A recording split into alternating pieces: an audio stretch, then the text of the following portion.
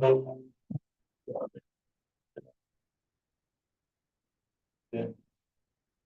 We're laying on that.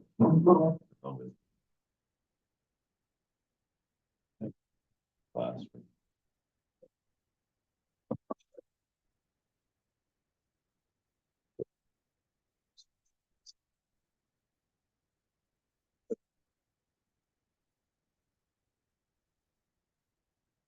Okay. So what we were learning a case yesterday about a fellow who just took a possession of an apartment, and there were ballone gas. There were these little gas tanks. Or that. Hey, Doug. Uh, Doug. Doug's. He's. How are things in Montreal, Doug? They're very well, thank you, Rabbi. How about with you? Good. Good. Thank you. Now that Good. my camera's off, you don't have to look at my hotel room. I'm sure it's lovely. Thank you. Oh, it's beautiful, just exquisite. Okay. All right. So we were learning yesterday that this new tenant takes the apartment, and there are these small gas tanks that are on the side of the apartment building, and someone steals them. Question is he liable for them?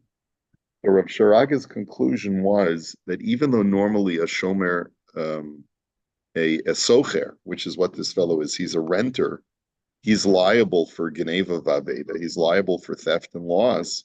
In this case, he's going to be putter because it's almost as if there was a tacit agreement between the landlord and the tenant that it was okay to leave these things outside because that's the way the landlord left them.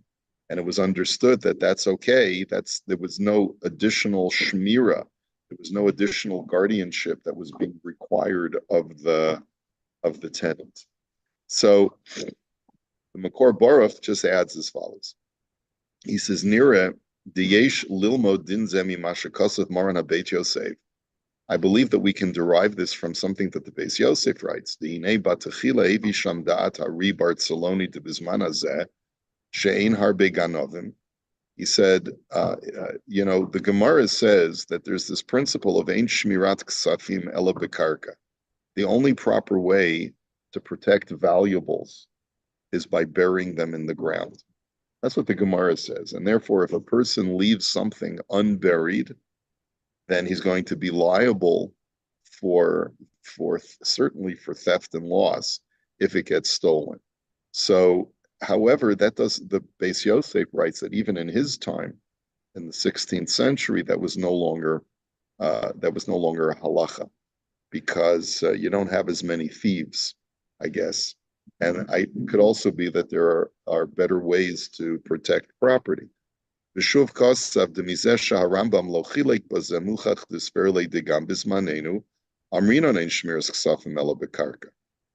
the Beis Yosef does make note of the fact that the Rambam does not say that. The Rambam does not disagree with the Gemara. And so it seems like he holds that even in his time, in the 12th century, the only proper way to protect valuables is by burying them. And if you don't bury them in the ground and they get stolen, you're going to be liable. But then the Beis Yosef concludes that even though the Rambam didn't write it, he would probably acknowledge that nowadays, in the 16th century, 400 years later, things have changed.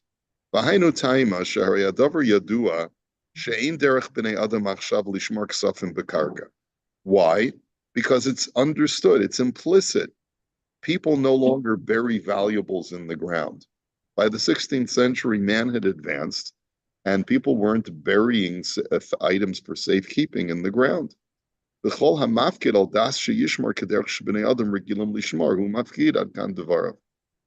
therefore, the Beis Yosef concludes that it's understood. When I give you an object for safekeeping, I'm not expecting you to bury it in the ground. You're not assuming that you have to bury it in the ground. And therefore, as long as I watch it in a way that is considered to be acceptable by modern society, then I've done my job, and therefore I should not be held liable. Muchach midvarav das linun basar das hamafkid. What we see from that statement of the Beis Yosef is that we follow the thinking process of the owner of the property. And whatever the owner of the property expects to be done, then that's the standard. V'keven sheyada shahanifkad lo yishmor shmira me'ula, hanifkad pater afilu shelo shamar kahalacha kiven dal dazeh ifkido hamafkid. So therefore, since when the landlord rented the property, it was with these tanks on the side of the house, there was no expectation that the tenant was going to watch them on any higher level of responsibility than their current status. And so therefore, it's considered to be implicit that that was the agreement between the two. Sound reasonable from a legal perspective? Okay. Vimkein. Yesh lomar gam b'nidon didan. Someone's mic is on. You may want to mute yourself. Vimkein yesh lomar gam b'nidon didan. The kaven shahamaskir iskir es hadira im habalone gaz bachutz. What's the thumbs up? Okay, so okay, so therefore, since the landlord rented the property with the tanks outside, it's implicit that he's expecting the tenant to do no more than what he would do. The kol shekeni ma'minag ukach, and that's certainly true if that's the minag. Daldas minag hiskir chamoshe kasav Beis Yosef, because the Beis Yosef says it all goes according to convention, right? Right. So, and so you know, let's see what other kinds of examples. Like we talked about yesterday, we talked about the grill that you leave outside. We talked about the garbage bins. What are some other examples? Bicycles, maybe, I don't know, things you leave in your garage. And some, you know, usually, do people lock their garages? I don't know. I have a door to my garage that I leave unlocked. You lock it? Oh, okay. Maybe I should lock my garage. You don't have. No, I do, but there's a door on the side that anyone can just go in. You don't lock it. No, You got anything good for? it's You not. got anything good in there? This is going on you. Yeah. Yeah. We may start locking. Okay, I'm locking my garage from now on. Okay. Yeah, now, if I was to take your valuables and put them in the garage, that would be a dereliction of duty. Right? Okay. Shuv ra'isi b'shut maharshach. And by the way, there's nothing valuable in there. Just wanted to let you know. Yeah, yeah. My sukkah is in my garage. You're welcome to it. And that's right. And I think I may have a couple of rusty bikes, maybe a few garbage bins, garbage cans, some tools. Yeah, we may have some Pesach food in there also. So if you're welcome to that also. Anyone, yeah, anyone who's watching, you know, just come on by. Yeah. All right. Anyway, Shuv Ra'isi B'Shut Maharshach V'Tzin Elav Hashach. So there's a tshuva called Tshuva Maharshach. I'm not familiar with it. It's brought down by the Shach. Shenishal al Malve Sheshamar Pikadon the Haloi V'Ra'a Eifa Hamalve Shomer is Pikdona. So we have the following case. A lender takes a collateral item from the debtor, from the borrower, and the borrower sees where the lender is storing the item. He says, you know, I'm putting it right here. Okay. Ulabasof nignav. And lo and behold, the collateral item gets stolen. So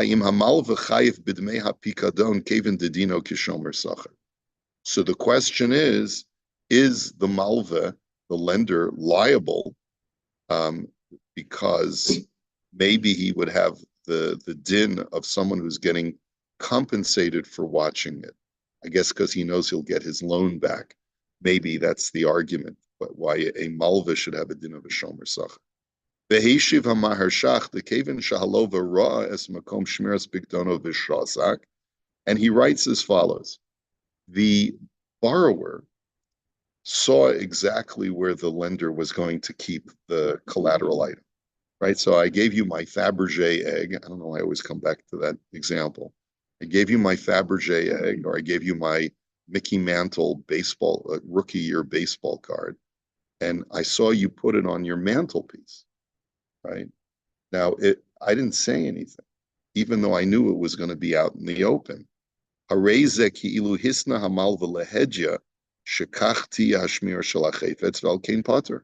He says it's as if there was an express agreement between the two of them that was the standard of guardianship required by both parties. Like right, it's acquiescence. If you felt that Mickey Mantle card could be stolen if left out in the open, you should have said something when I put it on my mantelpiece. He writes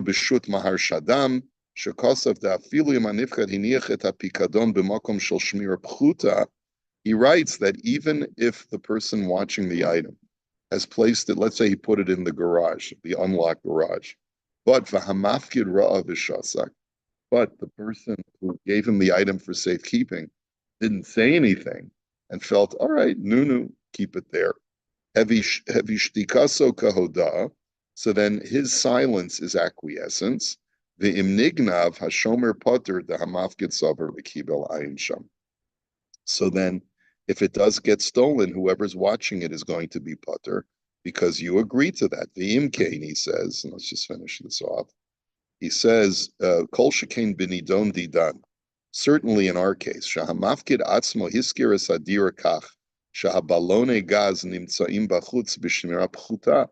The landlord, when he rented the property, he left the tanks outside. Like there's no greater admission of acceptability, of acceptance than that.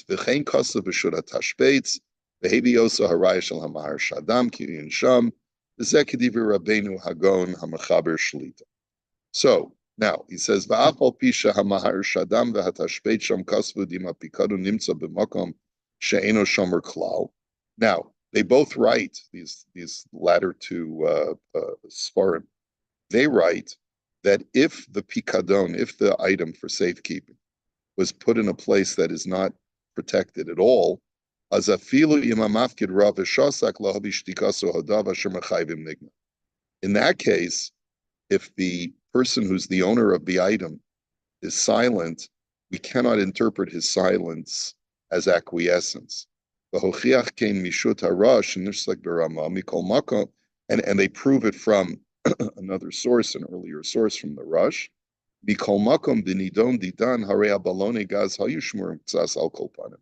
But at least in our case, the tanks were somewhat protected because they're not like on the street. They're on the side of the house, maybe behind some bushes or something like that. And furthermore, here it's even more in favor of the shomer, of the tenant, because this is how the landlord gave him the apartment. It's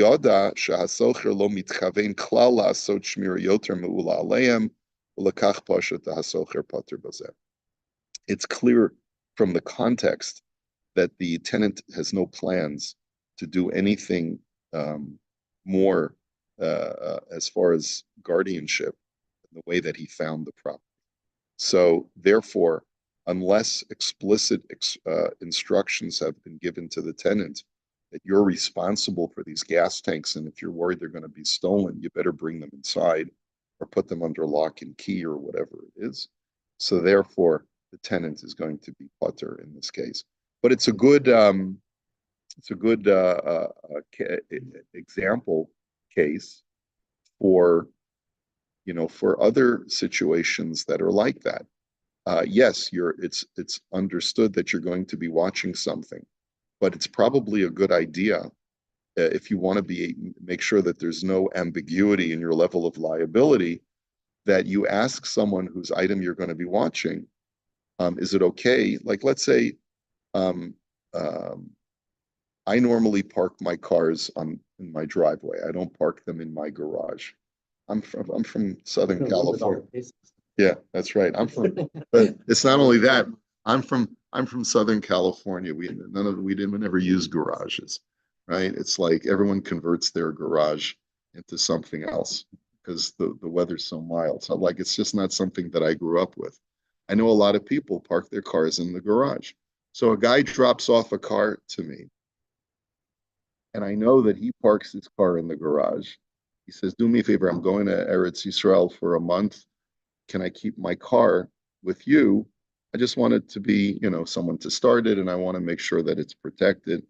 I said, "Sure." But the question now is, I leave it in my driveway. What was his expectation versus what was my expectation? So he parks it in he's a Canadian. He parks it in his garage, right? So, So what was wrong with his garage while he was away? He needs it started. He needs it started. I don't know. Don't be a troublemaker. Being here a troublemaker. He didn't have a lock on it. Could you argue? You argue that he should see it. So that's what he should expect. Possibly, but there's enough ambiguity there. Then it should probably be spelled out between the two parties. I tell them, listen, I don't have any space in my garage for your car. I'm just going to keep it in my driveway. If you're okay with that, I'll watch You it. want me to move my junk into your garage so I have space? Right. Yeah, exactly. Right. So, in other words, you could definitely see how there could be ambiguity in the expectations between two parties. Let's say you want me to watch something that is your baseball card collection, but I have no appreciation for the value of baseball cards. I was just watching this, I love watching these pawn shop guy walks in with a Pokemon card that was misprinted from 2016. Okay. So it's like, 5 minutes ago, right? Right. No. So the Pokemon card, instead of printing the front and the back, they printed the front and the back on one side, and the other side was completely blank. And this, like, people's minds are blown. This kind of mistake, this kind of error is so rare. It's 1 in a million.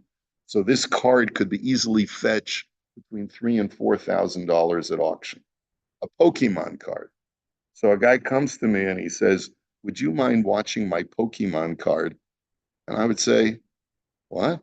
All right, I'll just, I'll stick it in my drawer with my other junk and we'll see what happens." And then in the meantime, the grandkids come and, they're playing and they probably they spill the coffee, they bend the card and all of these things happen. So what was the expectation? That the mafkid has probably a responsibility in that situation if it's not known if it's not clearly obvious to everybody the value of something. The mafkid, the owner, would probably have to tell the shomer, "Listen, this is very valuable. You can't. You have to keep it in a safe, and you can't expose it to any moisture, and you can't take it out of the plastic, and it's got to be very flat, and all of these other things." If it's not clearly specified, and there's no way for the shomer to know how to watch something, so then you can't hold the shomer liable, right? It all depends on what the expectations are on both sides, and if there's any lack of clarity, it really probably has to be clarified by the owner of the item. Okay. All right. Next shaila. Dud shemesh shehit kalkel machmat hakor al mi chovat tashlum. Okay. What's a dud shemesh? Anyone who's your hot water on top of the roof, right? So it's your solar water heater. Okay. Everyone in Israel has got them, right? Does everyone, or do they sometimes use the InstaHot now? Or people? Yeah. Okay. Okay, so a guy's I'm a tenant and the water heater on the roof breaks because of the cold. Okay, so something happened, maybe it froze overnight and it burst the pipes or whatever, something that's uncommon in Israel, right? But it could happen. So who has to pay for that? Is it the tenant or is it the landlord? Now, pretty standard. Wouldn't that be in the contract? And Might be an act of God. Yeah, Like, I cold, rent my weather, place, that happened to my floods, place and happened to and usually. you would have to pay for it. me. Really? Out of the ordinary. Yeah, usually It's like if tenants the exempted from act of Toilet, God. like, not even normal, like, No way. it's like normal stuff, they take care of, things that are out of the ordinary. The dude Shemesh blowing up and it happened, or we got lucky, ours was skipped. Neighbors on both sides, they're got all flooded, something happened. Really? Yeah. Oh, wow. You must have a lot of zuchus, much. So Ani gor b'dira schura. So I live in a rented apartment. I'm a tenant. V'hashavua hayta kara b'Yerushalayim. It was very cold in Jerusalem this past week. Umishum kach hamayim shebedud shemesh kafa'u. And as a result, the water in the dud froze. Bal yedei kain hitpotzetz li hakafit shel hadud shemesh. And as a result, the pipe burst. I think that's what the word kafitz is, the pipe, if I'm not mistaken. Unless it means something else. So Wayne, you've taken Ulpan. What does kafitz mean? You looked it up so quickly. This guy's a trickster. Okay, so ke'et tzarich lahazmin teknai l'takno. Now we have to hire a technician. The spring a kafitz shel hadud shemesh. Okay. Ubalabayit to'ein shaha'ashma mutelat alai. The balabas is the landlord saying it's my responsibility. Of course, he'll always say that. Kevin shahayiti tzarich lahashir berez patuach kedei shahamayim lo yikpa'u bedud kiyadua. And he says you should have known that when it freezes in Yerushalayim, you should have left the faucet open to let the water run out. It's negligence now. Okay, so you're changing your song, Marvin.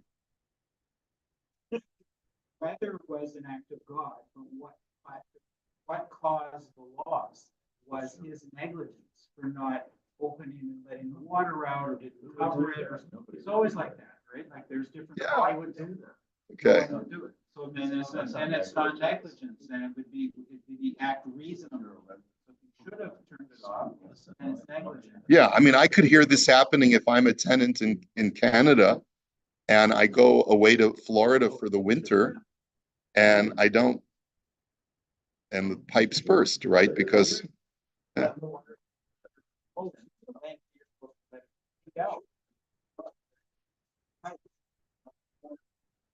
So insurance companies. so in the cottage, it could happen. Insurance companies do that all the time. They say you suffered a loss like this thing, and let's say it's insured or whatever, or air conditioner or whatever. They come in and look at it, whatever, they say, oh, no, there's no coverage because you screwed up. Right? All right, Moish, you ready to change your song? Okay. Al mi chala chovata tashlum, alai or al ba'al hadira? So the tenant is asking, who's responsible? Am I responsible or is the landlord responsible? So Moish, you still think that the landlord is responsible? Just from. They get their landlords. They take care of everything. Infrastructure. Everything, but something out of the ordinary, so if a pipe blows up or. Yeah, but you hear the argument of the landlord, that the landlord's saying, everyone knows that when it gets really cold in Yerushalayim, you've got to let the water run out of the dude. You're gonna crawl up to the roof.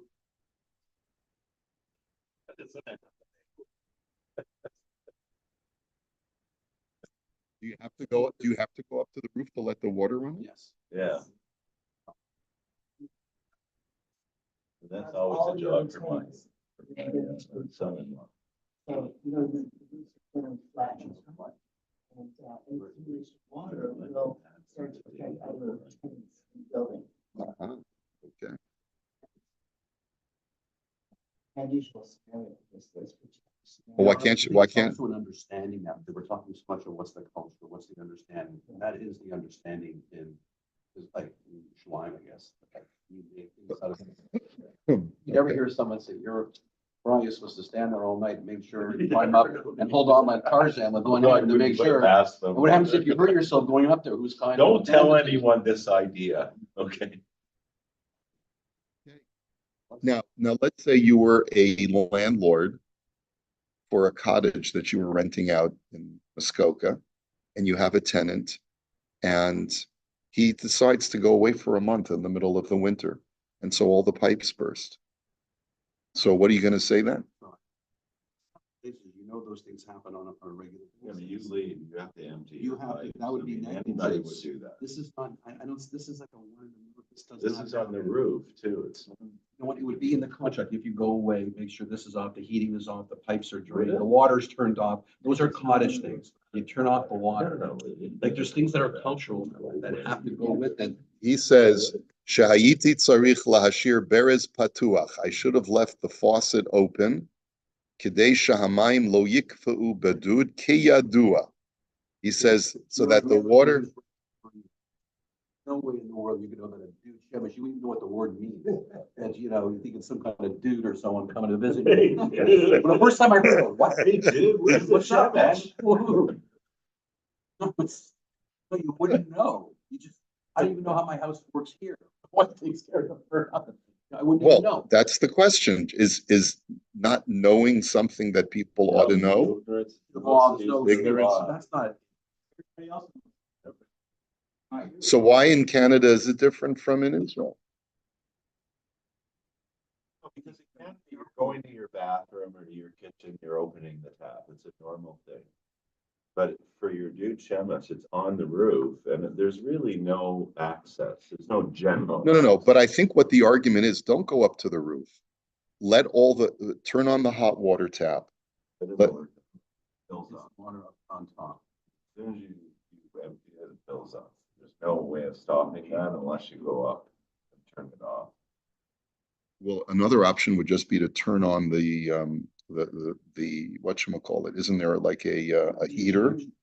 No, there's a heater coil Yeah, in the dud, so yeah. you should just keep that on all night. No, because then the coil burns out if you have it on for too many hours. Really? Normal. I didn't know that. Leave that dude on all day, your coil is finished. That's why they turn it on. Did that ever That's happen? why they say you taking a shower, I'll Turn turn it on on for your 2 dude. hours, then you. That's why they have the time. I never knew that. Unless you. But it shuts off automatically. It shuts off automatically? Yeah, but Okay. most of them, 99% of them don't. They burn. When I rent the Had it places, happen. it always says, please don't leave Someone it on forgot past to an turn hour. it Always on. says that. Coils. A lot of it's not a hotel. You gotta put on the switch, heats the water, lets it come down, heats it, you have enough, and then you turn it off. Yeah, It's in a electricity. hotel, it's not, that's not the Well, way. that's they not how heat. it. I've learned so much today. Okay. All right. You make Aliyah, you make Aliyah, Rabbi, I'll make sure. Okay, let's begin the tshuva. Nemar b'Torah. So let's start with a pasuk. Ki yitain ish el re'ehu kesef o kelim lishmor. So when a person gives over to his friend money or items of value to watch, the lamda hagemara bichlalu pratu klal. So the Gemara looks at this pasuk and applies one of the hermeneutic principles of klal uprat uklal. You know, when a man will give over to his friend as a klal, kesef o kelim is a prat, something specific, and lishmor is probably the klal. I'm just working from memory. Shebekarkosu bishtoro shomer chinam eno nishba eno nishba v'shomer sachar eno mishalem. That when it comes to real estate and to contracts, a shomer chinam is going to be exempt from taking a shavua as long as he can claim that he was not posheya, that he was not negligent. And a shomer sacher, as long as he claims that he watched it properly, will not be held liable to pay. Because real estate contracts are not analogous to kesef o kelim, to money or to valuables. Kevin Torah Amra ki tein ish el reyehu ze klal, chamor o shor o ze prat, v'chol behema lishmor chazar v'kolal. He says, oh, no, it's a different klal o prat. The klal is ki tein ish el reyehu. Okay, when a person will give over to his friend anything, chamor o shor o a donkey, a sheep, or right, then that's a prat. The chol behema lishmor, or any animal, chazar v'kolal. Klalu pratu klal ein atadan ela kein haprat. So that's a klalu pratu klal. So it only included in the laws of shmira are chattel. Maha prat mefarash davar amitaltel v'gufo mamon. So only things that are chattel that have intrinsic value. Af kol davar amitaltel v'gufo mamon. Similarly, those things that are not chattel because they're real estate or they're contracts, which doesn't have intrinsic value, it has only representative value. Yatsu karkos shenon metaltalin va'alkein socher pater milshalim aleim. And therefore, if a person is a renter, then when it comes to real estate, he will be exempt from the normal standards of shmira. We're going to hold it here for today because we're out of time. We'll continue this tshuva mitzvah Shem tomorrow. Have a great day.